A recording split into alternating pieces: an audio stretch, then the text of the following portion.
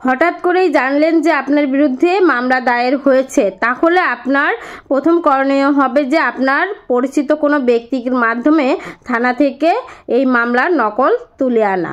তাহলে থানা থেকে মামলার নকল তুলে আনতে হলে ওই পরিচিত ব্যক্তি থানায় যাবে এবং জুনিয়র সেরেস্তাদারের থেকে এই নকলটা সংগ্রহ করার জন্য অবশ্যই বাদীর নাম বলবে যে মামলাটা দায়ের করেছে, এবং যার বিরুদ্ধে দায়ের করেছে সেই আসামির নাম বলবে এবং ঠিকানা বলবে, সাথে কোন অপরাধের জন্য এই মামলাটা দায়ের হতে পারে সেই বিষয়টি বলবে। বলার পরবর্তীতে কিন্তু এই মামলার নকলটি সে তুলতে পারবে। আর আপনারা চাইলে কিন্তু আদালত থেকেও তুলতে পারেন, সেটা নিজেরাও তুলতে পারেন, অথবা কোনো অ্যাডভোকেটের মাধ্যমে তুলতে পারেন। এই তোলার জন্য আপনাদেরকে জিআরও শাখায় জিআরও মামলা হলে জিআরও শাখায় যেতে হবে, আর নন জিআরও মামলা হলে নন জিআরও শাখায় যেতে হবে। আপনার প্রত্যেকটি এলাকার জন্য কিন্তু আলাদা আলাদা করে জিআরও শাখা রয়েছে। আপনার নির্দিষ্ট এলাকায় কিন্তু জিআরও শাখায় যে ঠিক থানায় যেভাবে বলা হয়েছে বাদীর নাম, বিবাদীর নাম, আর আসামি হলে আসামির নাম এবং ঘটনা, ঠিক একইভাবে আপনার জিআরও শাখায় যেও এই বিবরণগুলো দিতে হবে। তাহলেই কিন্তু তারা আপনার মামলার নকল দিয়ে দেবে। এই মামলার নকল পাওয়ার পরেই আপনার করণীয় হবে, যদি আপনি গ্রেপ্তার না হয়ে থাকেন তাহলে অবশ্যই আপনার করণীয় হবে আগাম জামিন নেওয়া।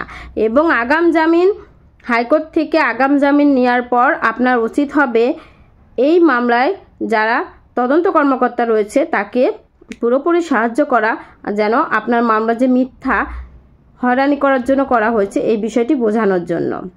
এবং একজন ভালো আইনজীবী আপনার পক্ষে নিযুক্ত করতে হবে, যিনি কিনা আপনার পক্ষে হয়ে আদালতে লড়বে। কেননা আপনি যদি মিথ্যা মামলা হলেও ভয়ে লুকিয়ে থাকেন, জামিন নিয়ে মনে করেন মামলা শেষ হয়ে গিয়েছে, এবং কোর্টে যদি হাজিরা না দেন, একজন আইনজীবী নিযুক্ত না করেন, তাহলে কিন্তু আপনার জামিন বাতিল হয়ে যাবে এবং আপনার বিরুদ্ধে আবার গ্রেপ্তারি পরোয়ানা জারি হয়ে যাবে, এবং আপনার মিথ্যা মামলায় আপনার বিপক্ষে কিন্তু রায় হয়ে যেতে পারে একতরফাভাবে। সুতরাং অবশ্যই আপনারা সাবধানতা অবলম্বন করবেন। অবশ্যই মামলা যদি আপনার বিরুদ্ধে হয়ে থাকে নকল তুলবেন প্রথমে, তারপর জামিন নিয়ে আপনার একজন আইনজীবী নিয়োগ করবেনই, নতুবা প্রবলেমে পড়তে পারেন। মিথ্যা মামলা কোনো সমস্যা না, কোনো ভয় পাওয়ার কারণ না, তবে অবশ্যই ওই মামলায় একজন আইনজীবী নিযুক্তের মাধ্যমে মামলাটা মিথ্যা এটা প্রমাণ করতে হবে। এবং সাথে সাথে যে ব্যক্তি আপনার বিরুদ্ধে মিথ্যা মামলা দায়ের করলো তার বিরুদ্ধেও কিন্তু আপনি মিথ্যা মামলা দায়ের করার জন্য মামলা দায়ের করে দিতে পারেন। এতে কিন্তু এই মিথ্যা মামলার সংখ্যাটা কমে যাবে। আমি ঢাকা জজ কোর্টের একজন আইনজীবী, নিয়মিত প্র্যাকটিস করছি।